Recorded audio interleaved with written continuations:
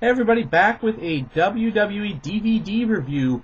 We're going to go ahead and talk. I know I mentioned to those that are actually following my DVD reviews, I did say I was going to do a Best of Raw 2009 video. I am going to post that later this evening. But I'm going to jump into another DVD real quick, the World Class Championship Wrestling DVD that the WWE put out a little over 2 years ago, I believe, or within the last couple of years. The Triumph and Tragedy of World Class Championship Wrestling. This one I picked up for $5 in the bargain bin at Walmart. I wanted it when it came out, but didn't really know a whole lot about any of the wrestlers from WCCW, and didn't really know if I wanted to watch the story behind it or any of the matches included. But the documentary portion of this DVD is perhaps it's hard because Rise and Fall of ECW had probably the best documentary of any DVD, but this one comes darn close as far as documentaries go. Just a phenomenal and tragic story of the Von Erich family. The Von Erich family pretty much ran World Class Championship Wrestling. Fritz Von Erich being the dad, and Kevin Von Erich being unfortunately, the lone survivor in World Class Championship Wrestling's Von Erich family. They talked about the fact that Kevin had a brother way before they became wrestlers who died, who was electrocuted. But then throughout the course of their wrestling careers, Kevin had to lose his brother David to a mysterious health illness while on a tour of Japan. And three of his other brothers, Chris, Kerry, and Mike, all committed suicide. So listening to Kevin Von Erich discuss his family is almost hard to do at points, but the story is just so fascinating. The way that family wrapped itself around WCCW, and that company during the 70s was huge locally in the Dallas area, the Houston area. The Von Erich name was synonymous and probably higher echelon than some of the Dallas Cowboys at that time, and these guys were huge stars over in Japan as well. And then there was a crazy cast of characters that they interviewed throughout it. Just some really interesting people with a fascinating story of, a tale of a tragic family wrapped in with drug use and the territorial days of wrestling coming to an end, and the Texas wrestling scene and the fanatical crowd in the Sportatorium. And just a phenomenal documentary. I definitely recommend it to any wrestling fan, but true wrestling fans, because somebody who's into John Cena probably isn't going to like this DVD a whole lot. And then you get to the matches. I'm just going to run through some of the matches. I will mention some of the special features on there included some fantastic promos. Let me see here. The one that really jumped out at me, where was it? Looking.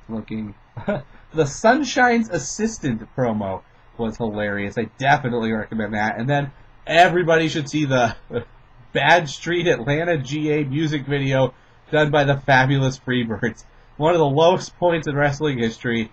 Those guys, including Michael P.S. Hayes, were way into each other back then. And it was a disturbing music video for the times. But talking about the Freebirds and stuff in the documentary too, that was very interesting. Another guy that really stood out, Chris Adams, very entertaining character as well. But as far as the matches go, there's a Texas wrestling match. They don't even have a year attached to this one. It's so old. Duke Kiyomuka versus Ricky Starr. Didn't really find this match that entertaining. I'm sorry, but wrestling prior to television graphics, not all that good. I can't really get into watching two guys roll around on the mat in black and white. I'm sorry. The next one was Fritz Von Erich's retirement match against King Kong Bundy in 1982.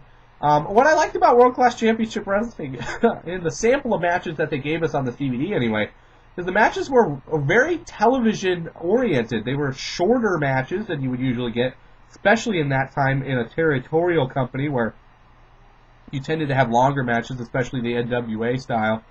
But shorter matches but very to the point. This match was directly to the point. It was all about Fritz von Erich retiring and going out a champion. So I enjoyed this match. It wasn't anything special, but you could definitely tell that this company knew what it was doing during its heyday. I'm sorry, I said 70s earlier. I meant the 80s. I don't know what's wrong with me. I'm really sick. Then they had a steel cage match for the World Heavyweight Championship in that company. Ric Flair versus Kerry Von Erich at Star Wars of Wrestling 1982. A decent match, not one of the greatest matches in Ric Flair's career, but a decent match nonetheless.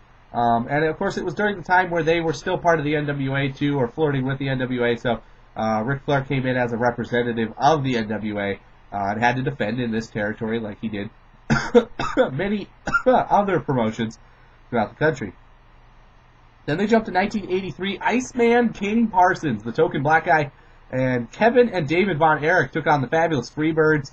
Alternate commentary on this one. Todd Grisham joined Kevin Von Erich. I don't recommend the alternate commentary.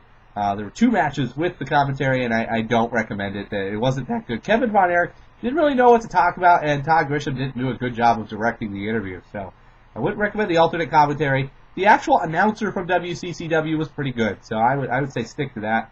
But this was a decent match. Iceman King Parsons is quite the clown. He reminded me a lot of Coco Beware, but maybe a better version of Coco Beware, I thought.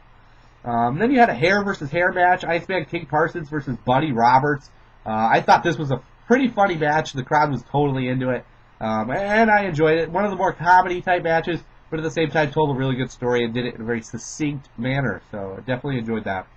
Then you had a 6-man tag match at the David Von Erich Memorial, 1984. Fritz, Mike, and David. Fritz coming out of retirement to join his 2 sons, Mike and David, to take on the Fabulous Freebirds. This was a pretty good match.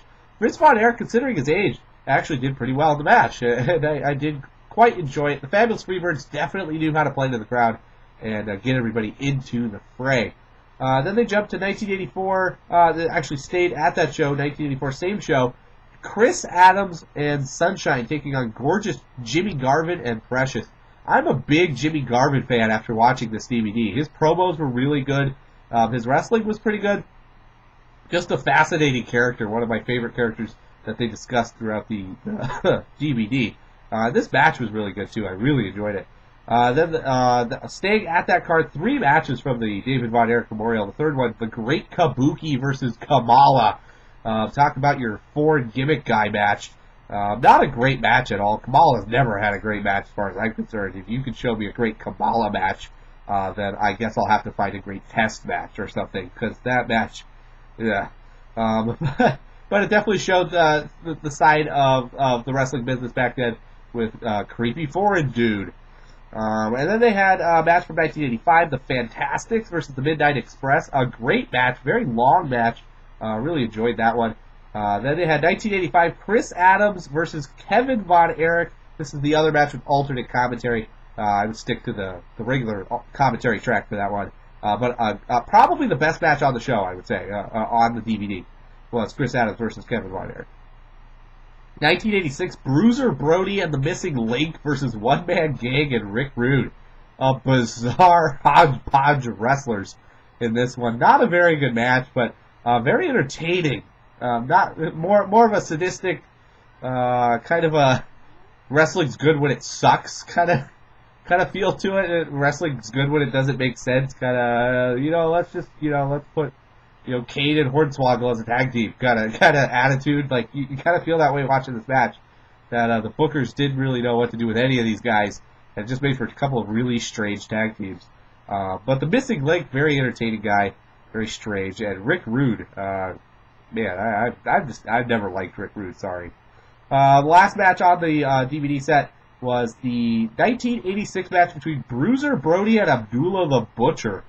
I wouldn't recommend this match going out of your way to watch it. I'm not a big Abdullah the Butcher fan either, so Bruiser Brody's an entertaining character though. But I gotta say, out of 5 stars, I give this DVD a 4. The matches kind of hurt. Some of the matches just weren't all that good. But the historical value of the matches, combined with the fact that the live audiences at those matches were so into it, the WWE would kill for the fanaticism that they got in WCCW during its heyday, and you could definitely feel that watching the DVD matches. The commentary, the alternate commentary was terrible, but the actual documentary itself is what makes this DVD. If it was just the documentary, I would give it a 5 out of 5. Just phenomenal documentary. I recommend it to any fan of the business out there today. So that's my review of the triumph and tragedy of World Class Championship Wrestling, the WWE DVD. So tune in soon. I'll have another review up in just a little bit.